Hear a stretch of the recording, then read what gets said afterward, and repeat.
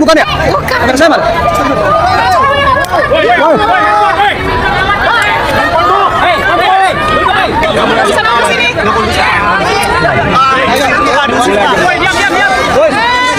Ya, jadi ada 3 hal yang paling utama, paling pokok di dalam dakwaan yang tadi dibacakannya.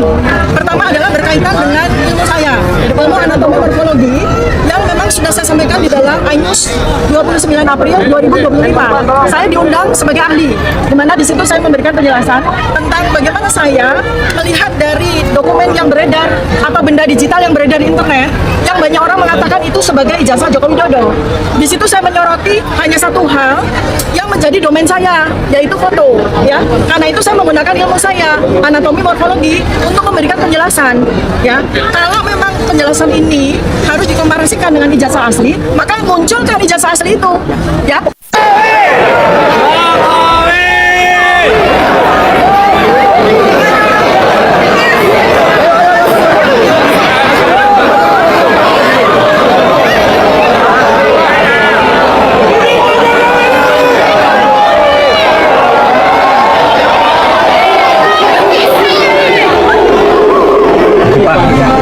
Nanti kehadiran Bapak di sidang akan seperti apa, dan beliau tegaskan bahwa nanti saya akan hadir di persidangan dan menunjukkan ijazahnya. Jadi itu hal-hal yang mungkin kalau selama ini masih dipertanyakan oleh berbagai pihak mengenai Pak Jokowi nggak akan hadir, ijazahnya tidak akan tunjukkan, itu tidak benar, dan kami tegaskan Pak Jokowi akan hadir nanti di persidangan dan menunjukkan ijazahnya. Semua dari SD, walaupun yang dipersoalkan yang UGM mungkin, tapi yang sebelum-sebelumnya Pak Jokowi juga berkenan untuk menunjukkan.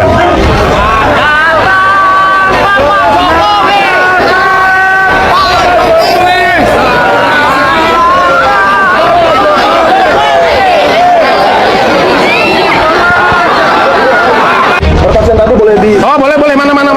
Boleh. Oh, buat teman-teman tadi wartawan belum lihat ya, belum lihat bukti. Tolong dipamerkan sekali. Oke. Ya. Bukti dari tergugat satu Jokowi. Oke. Mana tadi? Zaki. Ayo, sabar. Mas Andika. Juga ijazahnya tunjukin dong, ijazahnya ini prinsipal kita. Oke, ini adalah batang alat bukti ya. Ya. 1 lembar ijazah sarjana, 1 lembar STTB SMA. Nah ini Bacanya ini, keterangannya ini Mas Bro. Oh iya. Salinan dari cetak PDF. Ya. Hasil scan dokumen. Mungkin Dian Sandi, mungkin ya. Mungkin dari Dian Sandi. Ya. Ada apa lagi? Artinya memang tidak pernah ada ijazah yang dihadirkan di persidangan, ya. Kemudian yang kedua, UGM selaku tergugat 2, tergugat 3 yang notabene adalah tempat di mana Bapak Joko Widodo berkuliah dan sudah berulang-ulang dinyatakan oleh Bu Rektor, oleh Wakil Rektor, ya, bahwa beliau alumni UGM, itu pun hanya menunjukkan kopi dari persidangan. Jadi tidak ada kopi ijazah pun tidak ada. Terkait dengan adanya penyerahan atas ijazah asli atas nama Pak Jokowi kepada Polda Metro Jaya, ini bukan semata-mata karena surat perintah dari penyidik, tetapi disertai pula adanya izin dari Ketua Pengadilan Negeri Surakarta. Bahwa ijazah yang dimiliki oleh Jokowi itu adalah ijazah palsu, dan kemudian skripsi yang juga dikatakan itu adalah skripsinya Jokowi itu juga yang tidak memenuhi syarat di dalam proses akademik. Mengapa? Karena Anda tahu ya, kalau namanya Anda menulis skripsi itu harus ada lembar pengesahan ya. Roy Suryo mengatakan bahwa coba Anda lihat ya, itu halaman pertama itu bagus, pakai huruf-huruf yang bagus, Times New Roman. Tapi Anda lihat ya, di dalam halaman berikutnya, loh kok pakai mesin tik, kemudian ditambahkan lagi. Coba kita lihat halaman pengesahannya, loh kok yang tanda tangan cuma 1, loh kok nama pembimbingnya beda dengan nama pembimbing yang disebut-sebut oleh Jokowi dalam berbagai kesempatan gitu kan, yang kemudian ditambahkan oleh Dr. Tipa, loh orang ini kan pada saat itu masih berusia 36 tahun, belum cukup kepangkatan akademisnya itu untuk kemudian menjadi pembimbing skripsi. macam-macam yang mereka kemukakan ya, termasuk juga misalnya ada yang kemudian melakukan suatu analisis melalui AI dan juga melalui apa yang disebut dengan analisis melalui komputer ya. Ternyata misalnya skripsi yang dikatakan ditulis oleh Jokowi itu baru ditulis pada 2018 dan kemudian baru dimasukkan menjadi bagian dari daftar elektronik ya, tesis dan juga disertasi di UGM pada 2019 ya, dan kemudian editan terakhir itu baru dilakukan pada kalau nggak salah 16 April 2025. Dan kalau memang dia punya skripsi asli, orang-orang juga mempertanyakan, mana, tunjukkan kepada kami benar itu skripsi asli atau bukan. Dan sedihnya, lagi-lagi sedihnya di Republik ini, itu baik petinggi-petinggi negeri ya, seperti Presiden Prabowo Subianto ataupun Luhut Binsar Panjaitan, itu mempertanyakan siapa sih mereka, kemudian ribut-ribut mengenai ijazah Jokowi asli atau tidak asli.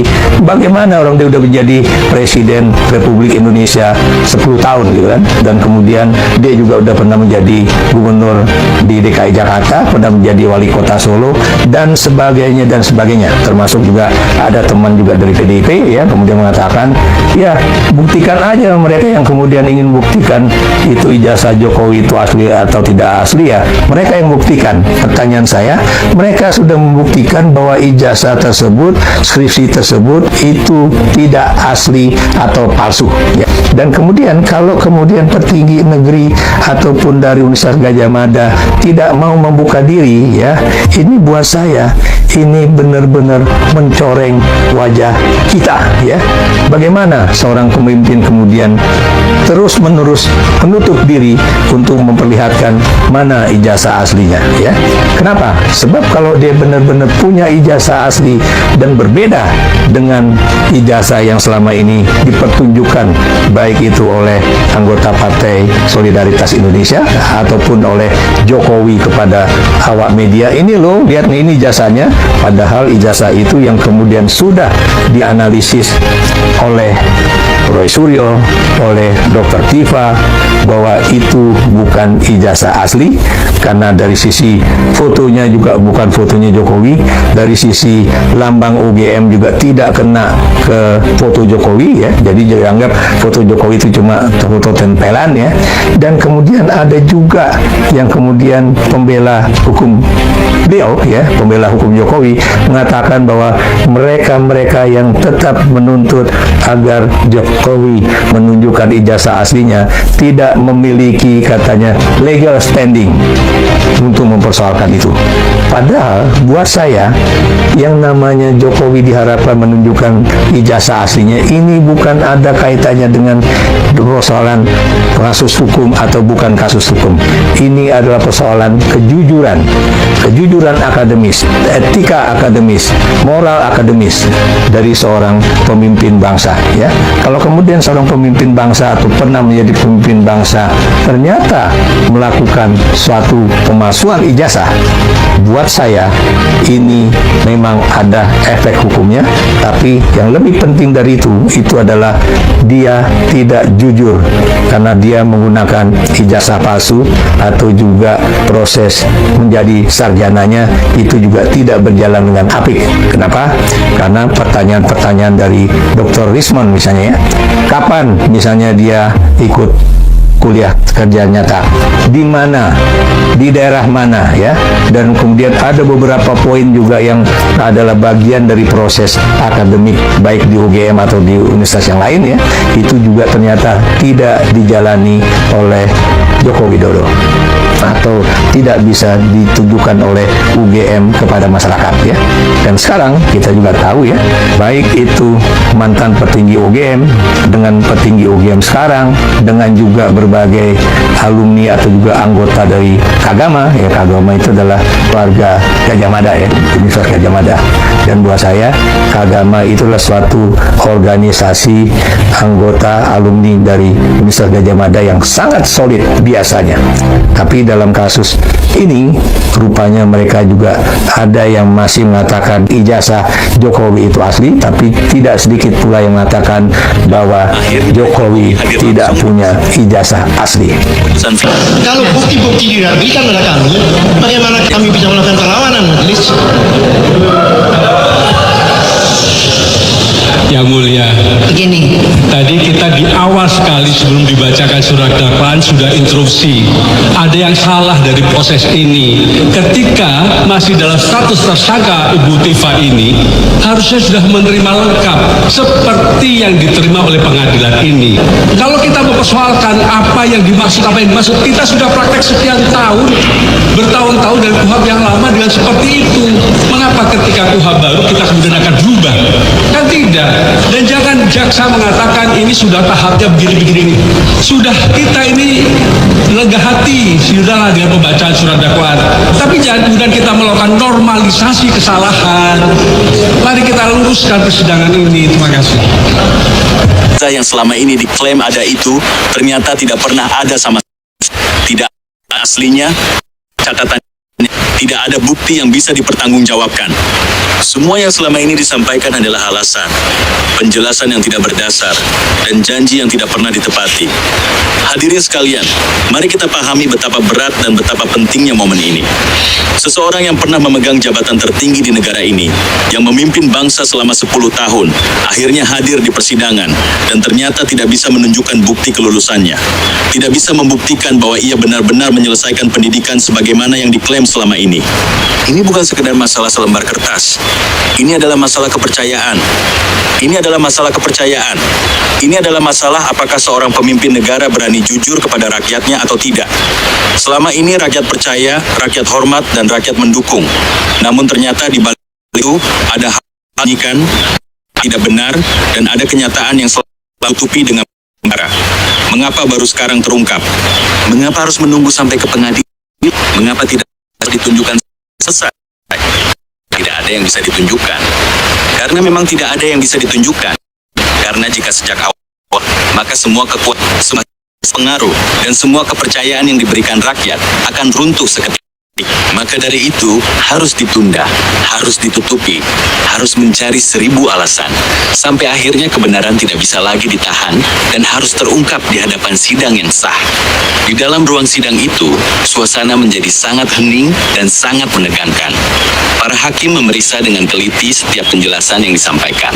Setiap pertanyaan diajarkan dengan tegas dan setiap jawaban diberikan ternyata dijelaskan keberadaan ijazah yang dimaksud.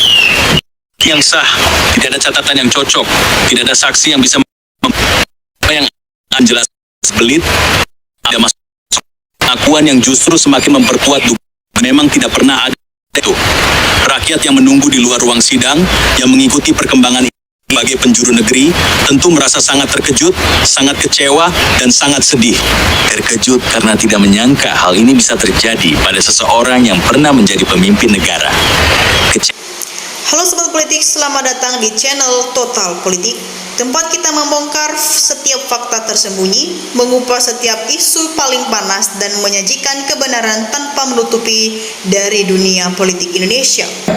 Teman-teman, pada kesempatan kali ini kita akan membedah sebuah tayangan video yang di dalamnya mengenai perkembangan isu polemik ijazah Presiden ke-7 Joko Widodo yang kembali memanas dan memasuki babak baru.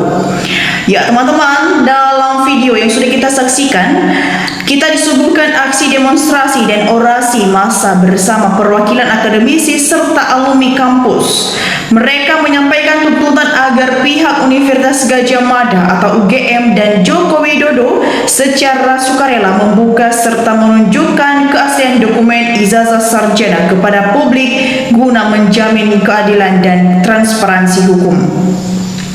Ya, teman-teman, kita masuk pada babak persidangan. Dijelaskan adanya mekanisme gugatan hukum perdata yang dilayangkan oleh Roy Suryo bersama tim hukumnya. Yang pertama, gugatan secara pribadi. Karena digugat atas nama pribadi sebagai warga negara, tergugat diwajibkan hadir secara fisik dalam proses mediasi di Pengadilan Negeri Surakarta dan tidak dapat diwakili oleh pejabat negara. Yang kedua, penahanan aset dan fasilitas. Penggugat menuntut agar fasilitas rumah pensiun dan hak uang pensiun ditahan oleh negara. Yang ketiga, teman-teman, pergantian atau penggantian kerugian utang negara. Ya, alasan yang dibalik penahanan fasilitas tersebut diarahkan untuk membantu mengganti kerugian atas pembengkakan beban utang luar negeri secara periode 2015 sampai 2024. Ya, teman-teman, poin utama yang menjadi sorotan dalam ruang persidangan meliputi: 1. Kita melihat penelusuran arsip akademik, di mana majelis hakim membacakan pertimbangan terkait pemeriksaan dokumen arsip pusat UGM sejak tahun 1980-an. Yang kedua, pengakuan dan pemohon maaf. Ya, narasi video menyoroti momen Rektor UGM yang memberikan pernyataan terbuka terkait adanya dinamika dan tekanan masa lalu, serta menyampaikan permohonan maaf kepada publik dan civitas akademika. Ya, teman-teman, yang menjadi poin ketiga, penegakan hukum di era baru.